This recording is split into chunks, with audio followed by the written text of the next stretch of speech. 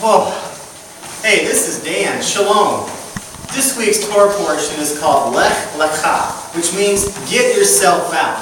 Now, it's in this portion that we know a few of the general stories or typical stories you hear in Sunday school class. But I'm going to kind of hopefully give you a little bit more about what is inside of it all.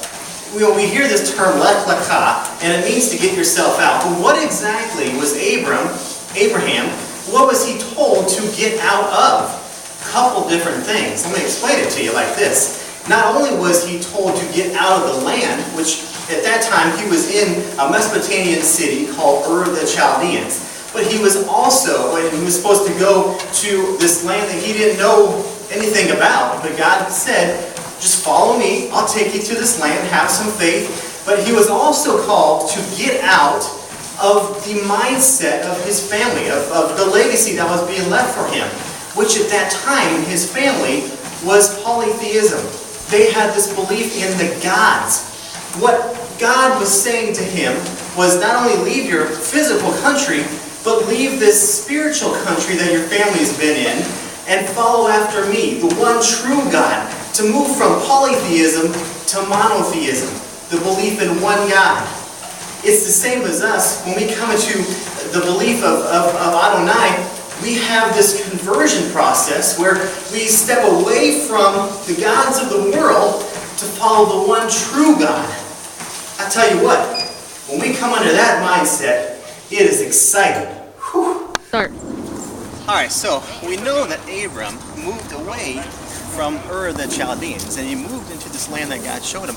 But when he got there to Canaan, it seems as though he kind of walked into a mess. Because you see what happened is that he walked into a place of famine. Now, because of the famine, he had to go to Egypt. When he got to Egypt, a couple things happened. He was fearful for his wife, Sarai's life, and so he told her, pose as though you're my sister and not my wife. Well, here's what happened with that, is that she was so good looking that that the Pharaoh decided that he wanted to take her as his wife himself. So they went through the process, got all the papers signed, I guess back then, they got the permission to marry. But what happened with that is that when it came time for consummation, nothing happened. Why is that? Well, God was protecting Sarai. But it almost makes me wonder if Abram's walk was, instead of in faith, a little bit on the doubt side. God would have taken care of him, I believe. But he walked a different path. Now, eventually he did walk out of Egypt as well. And when he came out with a lot of good stuff. We'll talk about that. Now, after they left Egypt, like I said, they came back into the time where we're back into the land of Canaan. And at this time, Lot, who had been tagging along, Abram's nephew, they had so much possession that they had to figure out what they were going to do. So, being the good guy that Abram was, he gave to his nephew the choice. Which part of the land would you like? This part over here or this part over here? Now, one of them went towards Sodom and the other one went away from Sodom. But now when Lot looked, he looked over all the land, and he said, down this way here, there's more grass, more water. I'm going to go down this way towards Sodom. So they split. Lot went his way, Abram went his, and it was at that time that God said to Abram, every part of the land that you walk is going to be yours. Well, I don't know about you, but that's a lot of walking. Thank you. In Genesis 14, we read of a different kind of walk, or maybe it's better said, a run. Lot had been stolen. All his possessions had been taken. Lot became a POW. And so, when a servant came back from Lot's camp, and he told Abram what had happened, Abram took his 318 soldiers, and they went and they kicked some booty. They took down the 4 kings, and they took back the possessions that had been stolen. So they got Lot back, they got the plunder back, they got the ladies back, and as a result, Abram was blessed even more by God. It's one of those things where I question sometimes, what has the enemy taken from us that we need to go back and take back? John 10:10 says that the thief comes to steal, kill, and destroy. God comes to give us life. if we've been robbed from, shouldn't we go take our stuff back? That's what Abram did. And I tell you what, that was one awesome walk. Now you see, God had promised Abram that he was going to be the father of many nations. But how was this going to be so when he had no son? In fact, Abram even pointed out to the fact that was the case. I mean, he says to God, God, what am I going to do with all my stuff? I don't have a son to give it to. And right now, the best choice I got is going to be Eleazar. But God said something very specific to Abram. He said, Abram, I want you to look up in the stars and count them if you can. Bet you can't. I want you to count the sand. Bet you can't do that either. God was saying that, you know, as much as you see the stars and the sand, that's what I'm going to give you. The point that God was trying to get across was that even though you have nothing right now, you got to have faith in me. You got to walk in your faith with me, because I got plans. I got the final say. See, the wonderful thing about God is it's like when you're playing chess and you get backed up in that corner and then the person yells out checkmate.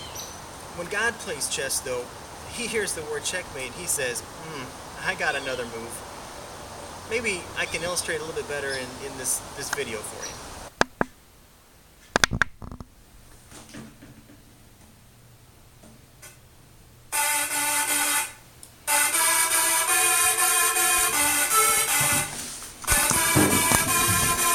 Wake up in the morning feeling bummed with pity. Ain't got no kid to give my stuff to, and it don't look pretty. I'm an old man, faithful where I stand. When's it gonna be? You told me count the stars. I got sand in some jars. This waiting makes me tipsy. But I won't stop trusting God even in my old age. Tonight I'm a-fighting on my knees in prayer. Tick-tock on the clock, but the faith don't stop. No, whoa, whoa, whoa, whoa. Whoa, whoa, whoa, whoa. Won't stop trusting God even in my old age. Tonight I'm a-fighting on my knees in faith. Tick-tock on the clock, but the faith don't stop. No, whoa, whoa, whoa, whoa. Whoa, whoa, whoa, whoa. So have you ever been walking and you end up walking the wrong way? Well, that's exactly what Abram did. See, after he had this promise from God, he decided that he was going to help God out. It'd been a while and he still had no kid, and so he decided, with, I don't know, permission or influence by Sarai, that he would get together with Sarai's slave girl Hagar. Now, I don't know what kind of a wife would actually allow her husband to do that, but that's exactly what happened. And in the process, Hagar became pregnant with Ishmael. Now, that wasn't the promised child. The promised child was the one that God was going to bring from Abram through Sarah being the one to bear it. So here's the problem. Just as Abram took matters into his own hand, and just as he did this extra credit project, I guess, where he was going to help God out, I wonder how many times we do the same thing.